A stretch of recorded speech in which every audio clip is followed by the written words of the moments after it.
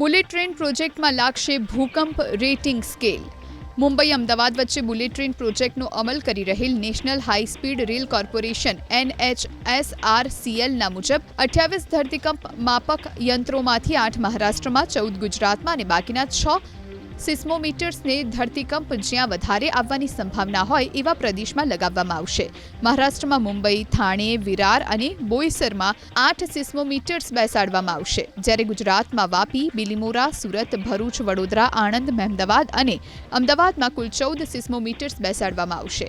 આ સિસ્મોમીટર્સ બુલેટ ટ્રેનના માર્ગમાં આવતા ટ્રેક્શન સબસ્ટેશનમાં તથા સ્વિચિંગ પોસ્ટરમાં બેસાડવામાં આવશે. જેવી ધરતીકંપની ધ્રુજારી આ સિસ્મોમીટર્સમાં નોંધાશે કે આપોઆપ વીજ જોડાણ કપાઈ જશે. જેવું વીજ જોડાણ કપાઈ જશે કે બુલેટ ટ્રેનને ઇમરજન્સી બ્રેક વાગી જશે અને ટ્રેન ઊભી રહી જશે. જાપાનીઝ નિષ્ણાતોએ છેલ્લા 100 વર્ષમાં જ્યાં 5.5 કરતાં વધારે તીવ્રતાના ભૂકંપ આવ્યા તેવા વિસ્તારમાં સર્વે કર્યો હતો.